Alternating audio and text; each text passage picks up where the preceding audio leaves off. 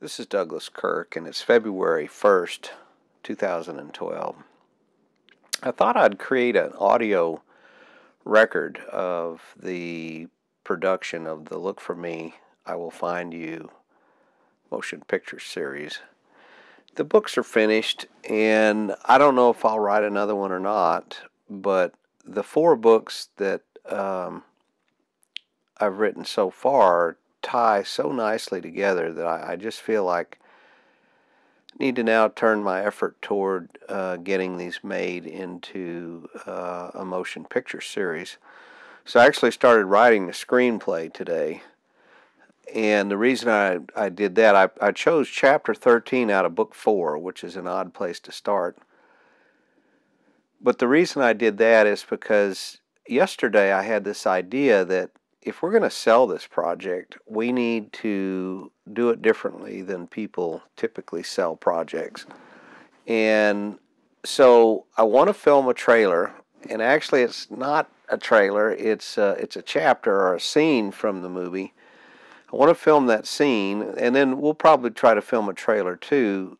The distinction being is a scene obviously is just one segment from the film. A trailer would be a whole bunch of snippets from different scenes.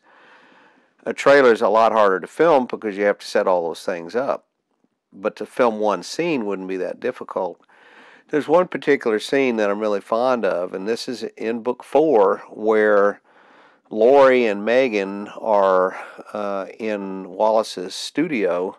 They're reclined because they're in a hypnotic state. They've gone back in time, and so they're just sitting there. And Wallace is just kind of observing, and he watches Lori disappear.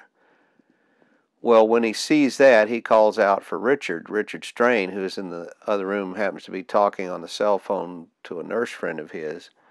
And Richard comes rushing in, and they said, "What's going on, man?" He says, Lori's gone. She's disappeared."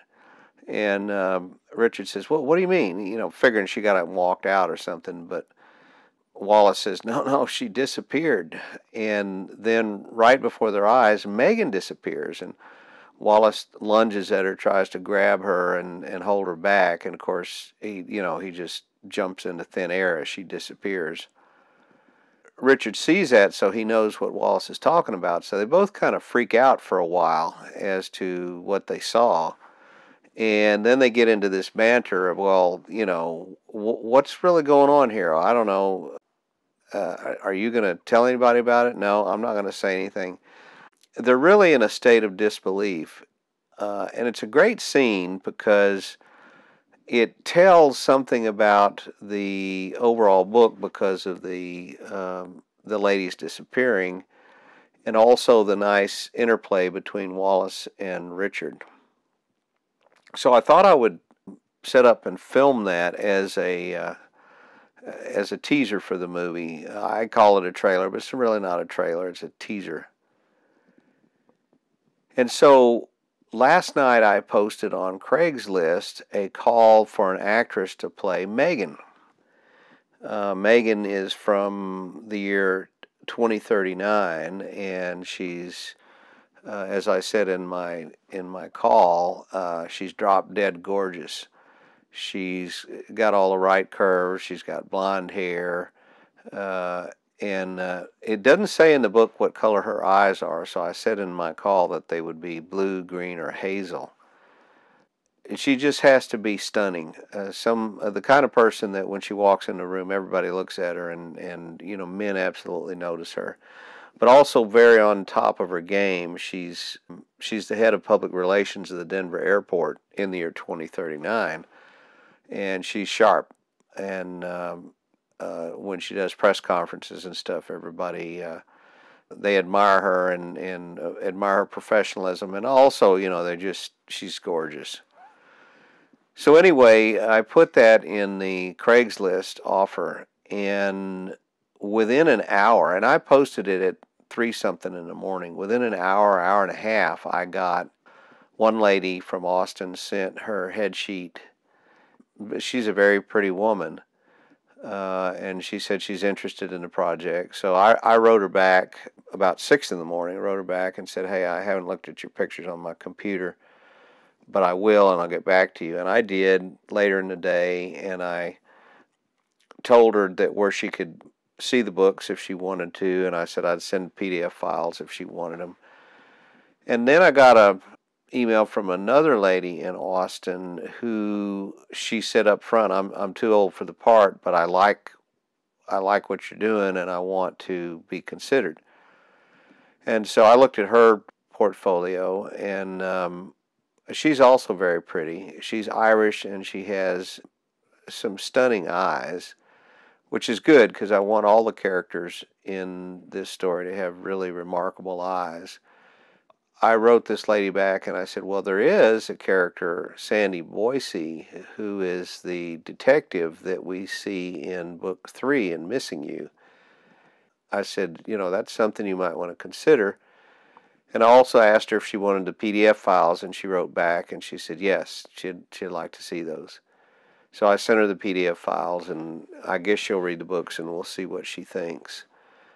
But I definitely just, her look. I don't know what she sounds like. I don't know if she acts or can do the part, but her look would fit the detective.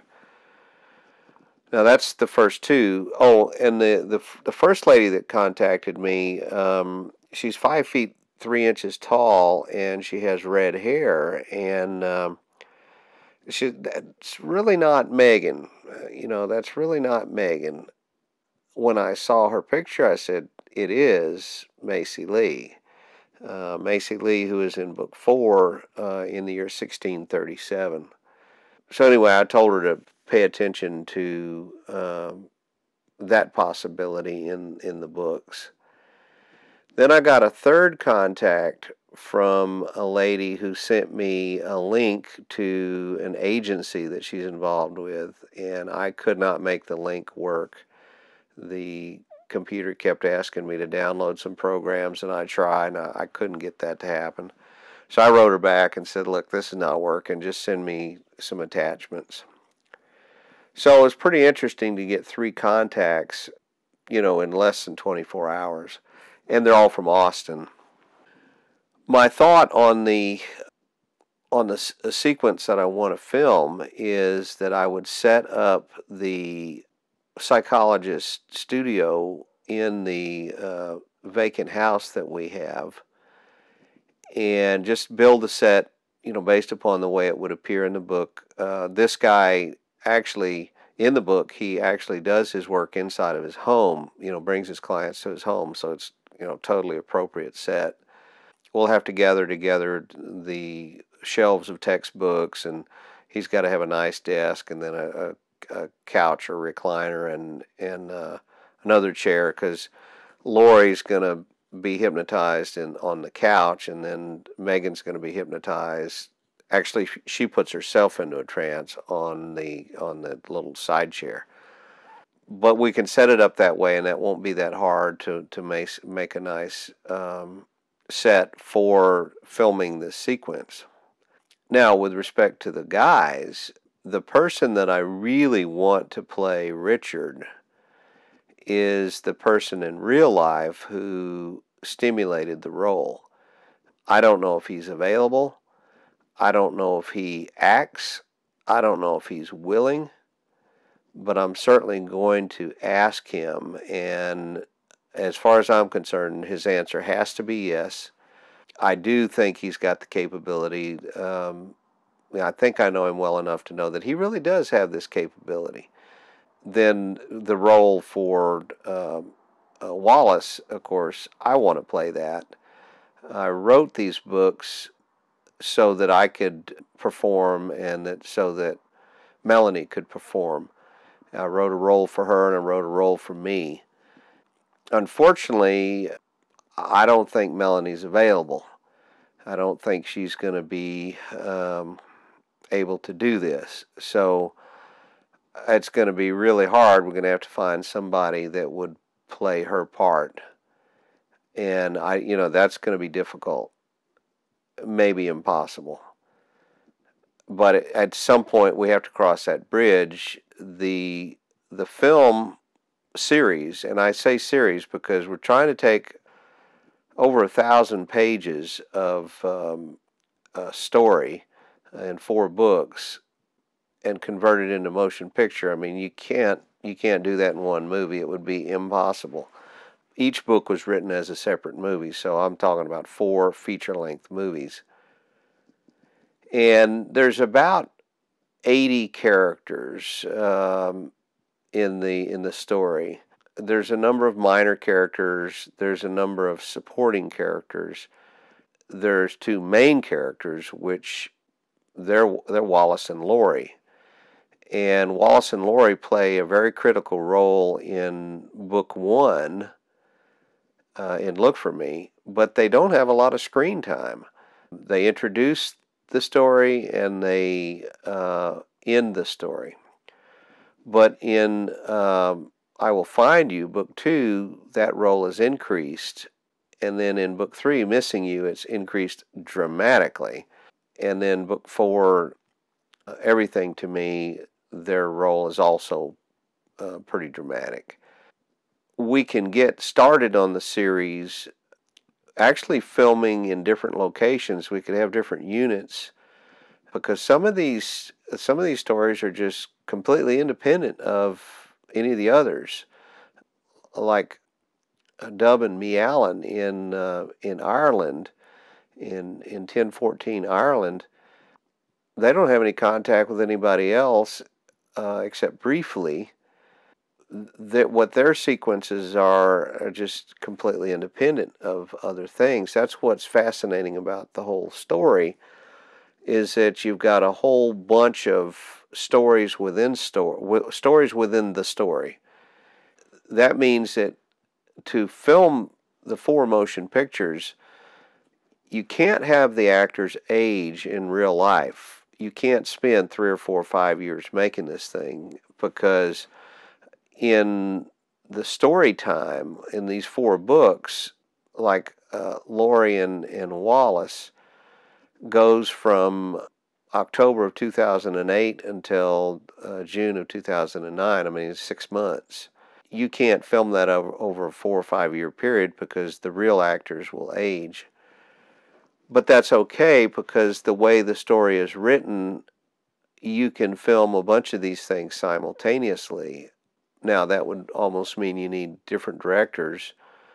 What I would do is I'd have one main director, and then I would have a number of directors reporting to him. That would be the best way to shoot it, where, like, say in about a year's time, you could shoot all 4 movies. Now, the question there is, how in the world are you ever going to convince anybody in the movie industry to put up that kind of money on a totally unknown writer who wants to bring on a bunch of unknown actors? You know, why are they gonna plunk down several $100 million for something like that? I mean, they're really going to have to believe in the story for that to ever happen. And then, the question of, well, why do I think that they would let me play this role that I want to play? Well, number one, they're going to laugh, say, no, you don't have any experience. You don't know what you're talking about. Get out of here. And then I'll just say, well, have you ever heard of a guy named Sylvester Stallone?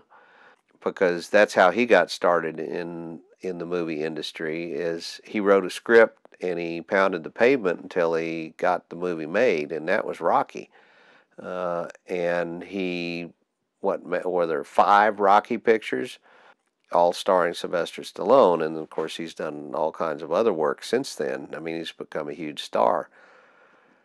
But at the beginning, nobody believed in him, and it was really hard, and I anticipate that's going to be the case.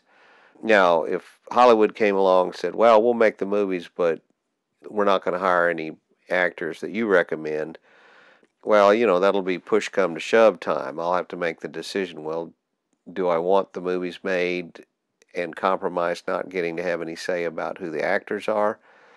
Or do I just say, no, you want this story, which I think is a great story, you want this story, then you got to have the actors that I recommend. They may laugh me all the way back to Texas. I mean, I don't know.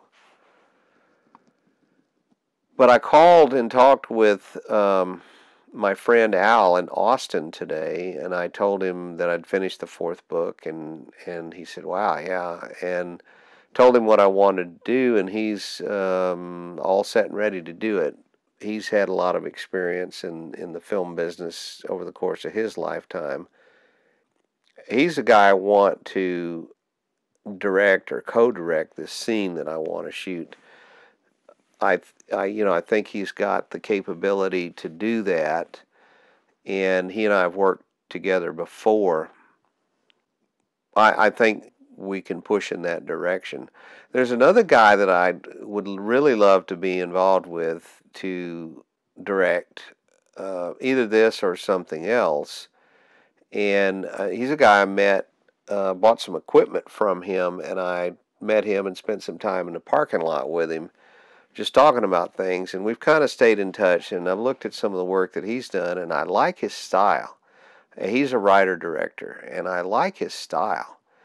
And I don't know if I could talk him into helping us with our project or not, but he's certainly going to get an email from me to see if he'd be interested in helping us out with the first go round here. And then the actors that we're going to end up needing at first, just doing preliminary things, trying to get a package together that we can use to go and market the overall project. Okay, so they're going to be unknowns. That's fine. I can't get to any knowns. There's no way that I can make contact with anybody that's a famous actor or actress because I just don't have the ability to do that. I don't know their agents, and I don't want to spend the time tracking them down. By the same token, I like the idea of the actors being unknown because I want the audience to see the story and to fall in love with the characters. And if you've got a big giant Hollywood well-known actor playing one of those roles, unless he can really suspend belief that, well, there's, say, Tom Cruise playing the part, or whoever, that actor has to be so good that you forget that he's an actor. And in this story, I really like the idea of these people being completely unknown. Now, that means we're going to have to search long and hard to try to find somebody that's really talented, because there's a ton of actors, actresses, models out there that are, maybe they're pretty good at what they do, but are they talented? So we're going to have to just search and search and search. Al and I tried to film some short movies a number of years ago, and we did a casting call, and boy, we were disappointed in the people that came. They meant well, but in terms of having just talent, they didn't.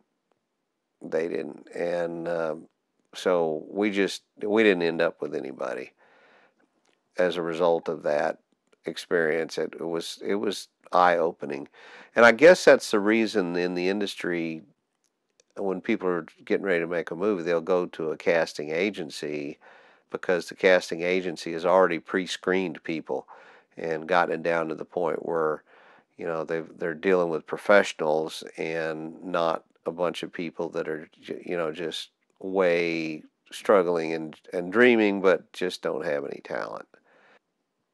I mean, they probably look at me and say that about me. Who is this guy? He's never had any real motion picture experience. Why should we give him the time of day? And I actually have had some experience in a lot of amateur ways, but I've been around photography on the eyepiece side of it for 40 years. And so, I mean, ever since I was little, I've held a camera and movie cameras and video cameras. And when you study from that side of the camera what it takes to be a model or an actor or actress, it's a lot easier to be one. That doesn't mean that I can be successful, but it certainly means that I'm going to try. So anyway, that's kind of the lay of the land at the moment. I'm really just over the top excited about the project because everybody I talk to about it, they say, cool idea. They like the story. They really like the story. And one of the things I'm working on right now is a mass market production run. We've been distributing the book successfully with a good response from readers, but the way we're printing the books, they're costing us a lot. And so with a mass market run, I can get the cost down. I don't know what the per copy cost is going to be. I'd have no idea, but I know it's going to be cheaper than what we're doing because it's mass market, it's large quantities. I'm also seriously considering having a slipcase made, which is where the 4 books can be in a little cardboard box, like they sell series in the bookstore with a shrink wrap. And I want to put a patch inside, an embroidered patch that you can attach to a hat or T-shirt or whatever you want to. And so I contacted a company that I've done some business with in the past that makes patches, and contacted them tonight and sent them some ideas on design and sent them some photographs. And so they're working on that right now. I think it'd be a cool thing to have a patch inside the shrink wrap with the book set. Also, we can use the patches on our clothing and our when we're filming this thing. The patch, the design on the patch, I originally wanted some kind of logo that would represent, look for me, I will find you, some kind of interlocking key. I haven't come up with that yet, so I'm not putting that on the patch. What the patch is going to be is a blend of the 4 book covers. It'll be a round patch, either 3 inches in diameter or 4 inches, and starting from the left-hand side and going up toward the top, it'll say, look for me, I will find you. And then starting from the left-hand side and going across the bottom, it'll say, missing you, everything to me.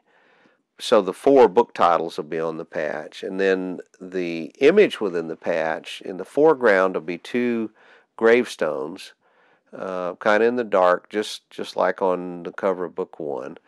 And then they're standing next to a stream or a brook with some rushing water, which is off of the cover of book 2. And then some green foliage behind that, and then toward the back you see the mountains, and you see a little bit of sky, and then up to the right the sky is darkened and there's a lightning bolt that's coming down and striking the ground, and then to the left the sky is lighter and there's a rainbow that's coming down, and it's a real brilliant rainbow that's coming down and maybe hitting the water. So I've got the 4 titles of the books, and then the 4 elements that are expressed on the covers of the books, all in one patch. So the artist is working on that now to see how that'll look. I think it'll be really cool, nice, colorful patch, because we're going to do like 12 color threads. So that'll be pretty cool, and will help as we go through the production. Will help identify what everybody's doing. They'll be wearing the hat, a hat with that patch on it, or a T-shirt or jacket or something. So that's where we stand as of today, February 1st, 2012. I wrote the books starting in February of 2011, so this is coming up year 1. Year 1 got the books written, published, started distribution, and so year 2 is going to be to further the distribution of the books and get a motion picture project underway. So I'm going to write the scripts and try to do the trailer hyphen film scene, get some actors and actresses together, put it all in a briefcase, and go see the money people. Go see the film producers and see if there's any studios that are interested in the project. Because the goal is to make this happen. And as I express in the book, my philosophy is you experience what you believe. That's something that was shared with me by a dear friend who has since passed away, who said it's the most important thing that he could teach me. And I think it was. You experience what you believe.